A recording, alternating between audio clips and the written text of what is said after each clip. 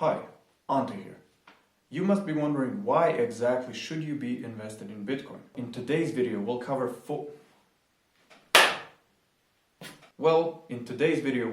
four fundamental reasons why you might at least consider owning some Bitcoin for the long run. So let's dive straight into it. Reason number one of Bitcoin's strongest qualities is its scarcity. There will only ever be 21 million Bitcoin around, and that's the hard cap that will be reached around the year 2140. As of right now, there are over 18.6 million units of BTC in circulation, and 6.25 BTC is being released into the market every 10 minutes by the process of mining. You can learn more about mining in this video. And exactly how scarce Bitcoin is, we'll try to describe in the following minutes. There are almost 7.9 billion people in the world currently, and now let's fast forward to 2140 by when all the Bitcoin will have been mined, and just for the purposes of this video we'll keep the population at 8 billion. When you divide the supply of 21 million BTC by the population of 8 billion, and if all the Bitcoin are divided equally, you get that an average person should hold around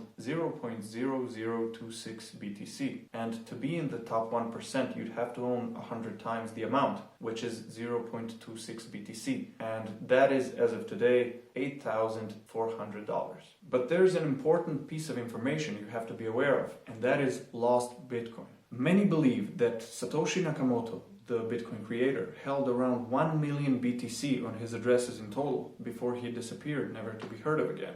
Those Bitcoin are considered to be forever lost. And all those miners who tried mining BTC in the early days and then quit and eventually lost access to their hard drives which stored their private keys, their Bitcoin are lost as well. The rough estimate is that around 2 million BTC can never be retrieved, and some sources claim that 20% of all BTC is unrecoverable. But we'll stick with 2 million for now. That makes the Bitcoin supply even scarcer and results in only 0.002375 BTC available for each living person. And to be the richest of the bunch, you'd have to own less than a quarter of a Bitcoin, or 0.2375 BTC. And that is only based on the population of 8 billion. If the number of people on the planet grows in the meantime, Bitcoin's scarcity will grow with it. So, to conclude, reaching the top 1% costs $7,700 as of right now. Something to think about.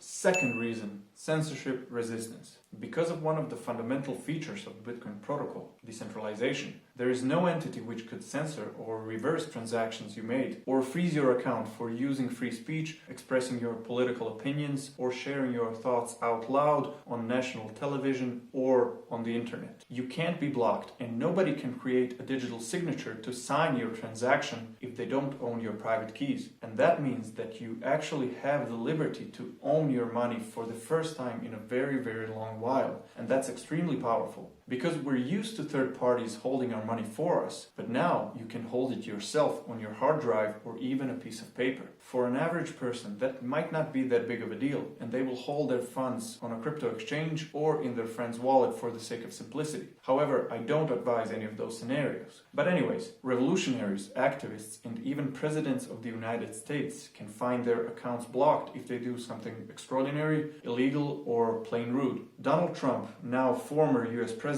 recently got blocked and eventually permanently deleted from Twitter for violating the rules. PayPal used to block all transactions linked to a certain company just because they contained a certain word. And Julian Assange, the director and editor of WikiLeaks, got his donations cut off because his non-profit organization published classified and sensitive documents about certain events and people from the world's political sphere. In the end, as he's one of the cypherpunks, the group of cryptographers who were trying to invent a digital currency before Bitcoin, he started receiving donations in Bitcoin, as those transactions cannot be blocked. And as for me personally, my bank blocked me from buying Bitcoin several years ago. I had to find another solution, which I did. But all those examples, some more, some less justified, are a form of censorship. And I don't believe there should be a body that decides whether something will or will not pass certain criteria. Bitcoin doesn't care whether you're a regular law-abiding citizen, a criminal, male, female. It doesn't care about the color of your skin. It doesn't care about the size of your transaction.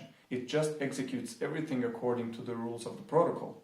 And that is freedom. And now, on a lighter note, reason number 3, diversification. If you're a traditional investor and only, for example, trade in stocks, you might want to consider diversifying your portfolio and using a certain percentage of your net worth to enter the cryptocurrency market. Not long ago, there was a time when the general public, traditional investors especially, considered investing in Bitcoin a pure speculation and the entire market a bubble, which it still might be. But over the past year, we've seen some well-known and successful traditional investors entering the market and making bullish cases for Bitcoin. For example, Paul Tudor Jones, in his interview with Yahoo Finance, said, "In a world where you've got $90 trillion worth of equity market cap and God knows how many trillions of fiat currency, etc., it's the wrong market cap, for instance, relative to gold, which is $8 or $9 trillion.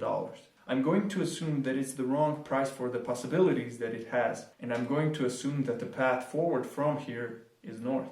That means that the current market cap of Bitcoin, which is a bit over $600 billion at the moment, looks minuscule when compared to $90 trillion of only equity markets. And if only a fraction of a percent of the equity market's capitalization flows into cryptocurrency space, the price could easily explode. There are many more examples of big money entering the space, like Stanley Druckenmiller, another traditional investor, large companies like MicroStrategy, which now holds over 70,000 BTC or $2.3 billion at the moment. Then Jack Dorsey's Square, which holds 4,000 BTC, and he is, by the way, the founder of Twitter, and so on and so on. By the way, I'll leave all the links to the resources I used for this video in the description so you can check it out in detail if you wish. And lastly, the fourth fundamental reason is because Bitcoin has died 395 times so far.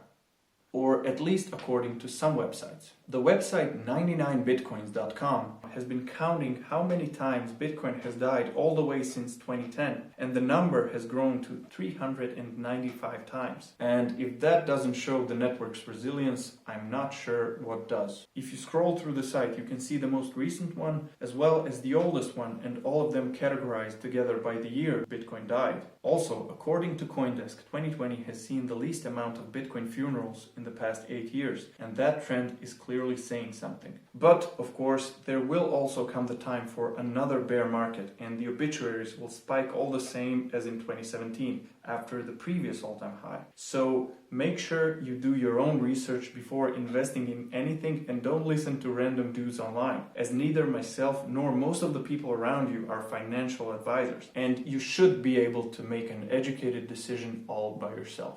Thanks for watching. If the video helped you out anyhow, leave a like and also let us know, what do you think? Should people own Bitcoin, and what is your main reason to own it? Also, stay tuned for part 2 of why you should invest in Bitcoin, where I'll go over a few more reasons why it's not such a bad idea. Keep mining, and I'll see you in another block.